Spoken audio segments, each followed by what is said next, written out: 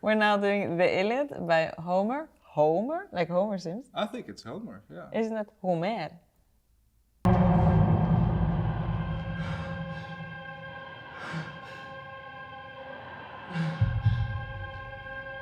Now we're having a workshop right now where we are doing different things. That's an interesting part of both working here and the process of creating or making this very old epos into a theater show. I love like classical repertoire, and the Iliad is definitely a part of it, but you cannot do it without having a very critical eye on in which time it was written. Altså jeg prøver å finne en måte å få det konseptet på en måte inn i det. Er det egentlig sånn at måten vi har fortalt historie på også har ført oss dit vi er i dag, der makt og penger, altså der vi på en måte har skapt et verdisyn som kanskje er litt fakt. The first thing that drew me to the project was that you have this character of Briseis, which is like the sex slave of Achilles, the great war hero. And then Agamemnon, the great general, he wants the sex slave of Achilles. That's like the whole conflict in this book, but you never hear like, how is she doing? Like, what's up with her? And she's like in the middle of this conflict with these like war kings, and it's like the Greek mythology, and she's just like being thrown around. And I was like, what is her perspective, and how can we like play around with different perspectives of how we've, seen this like great historical epos, kind of like the foundation of our culture. It's kind of like what the Iliad is. Til start kan måske lade som ingenting, men ret hurtigt begynder smerterne at brede sig i kroppen på ham fra armen og ud i brystet. Det, der har været særligt ved at lave Iliaden, det har været, at vi har arbejdet med et makkerpar, instruktør Eline og komponist Theis, som arbejder med den her integrerede musikalske tilgang, hvor skuespillerne laver live musik på scenen. Og det har vi fra starten af lavet nogle eksperimenter med, hvordan kan man akkompagnere hinanden, og hvordan kan musikken blive en del af fortællingen, sådan så at handlingen også kan drives frem af musikken. Okay, the chord and...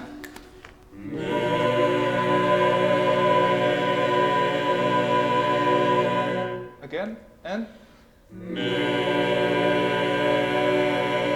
It's about creating a safe space. Especially when actors are making music, I often feel that they feel like, oh shit, this is not really my expertise. I had some singing lessons at school. So the safe space is very important.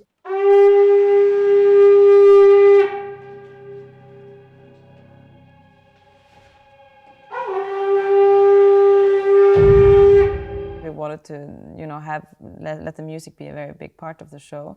And so we also casted with 4 young actors who were also very, musically skilled, who were able to kind of really create the setting of a band.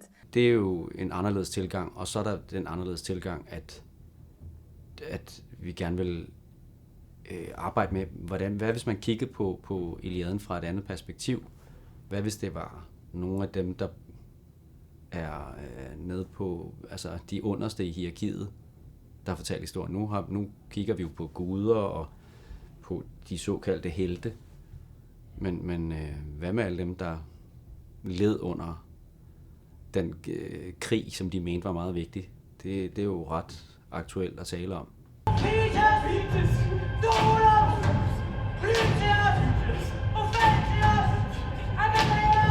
Being co-creators together and having the music as such a big part of our performances, we're kind of like challenging that kind of hierarchy also.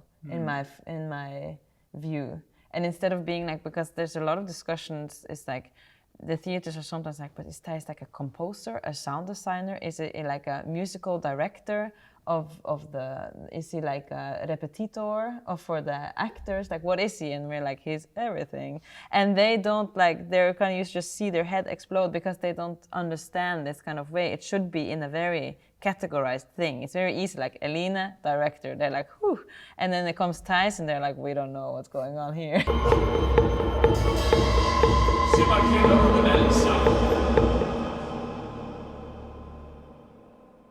I decided to have some old-fashioned Greek instruments, so I can show you one if you like to. Like this one I bought. It's a very nice one. That's a lyre. It's a very nice lyre. It's just... It's a bit off tune, but it's a lyre and it's an instrument that was used also when the Iliad was written. So the actors are playing on these kind of instruments.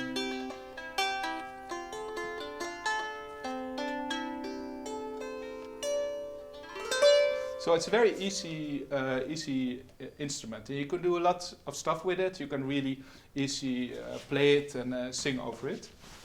So I thought, yeah, we can do it very ancient, but I think we're also taking a contemporary take on the Iliad. So I want to know about this ancient world, but I also want to go deeper and want to make a translation into the now. Usually with the actors, you kind of like meet them on day one of the rehearsal period. And being able to work like this kind of with a workshop lets us, you know, be much more inspired by them and who they are, you know, within our process, because the adaptation is not done yet. So now only of the work we've done, you know, yesterday when we started the workshop with the actors will definitely influence the choices that we make in our script. Ja, de har det egentlig ret godt sammen. Altså hun har ikke så meget at skulle have sagt, fordi hun er bare blevet slave, nemlig. Yeah. I think it's kind of a luxury in the sense of that it's a luxury because it's not usually done in this way also, but it's also a nice way. I think maybe everybody should do it. You know what I mean? Because we usually come to a theater and it's like day one, we say hi to everyone. It's very the way, you know, we have a very one way of producing theater in, you know, Europe at least, or Northern Europe at least. And I think this way gets us all more of becoming kind of co-creators together, also the actors, you know, that they will see some things that they have done in the improvisations, in the adaptations, etc. Vi kender historierne så godt, så dybt, at der ikke sådan, der plejer at være, når man laver teater, synes jeg, mange lag af. Jamen, det er kun, instruktøren ved det hele, scenografen ved det hele, og vi som skuespillere kommer ind i sidste øjeblik og skal prøve sådan at forstå og forløse, hvad de har. Nu kender man materialet så godt, at man kan gå ind direkte, og alle ens bud ligesom gå ind i grundviden om materialet. Så jeg synes, det gør, at alle bud bliver mere kvalificeret på en eller anden måde, kan man sige. Et lille glimt af ud viste sig under skjoldet, mens han bøjede sig. Og det var der, de stoppede ned i krigens 9. år. Fægers, Ideaeus, Iores. Inside the performance that we do, you know, thematically with the different perspectives, and then on the outside also you're working with the actors, working with this kind of workshop, you know, way of developing a material, working together with us, co-creating it, developing it with music. That's kind of how we, in a whirlwind, come down to one performance. Yeah.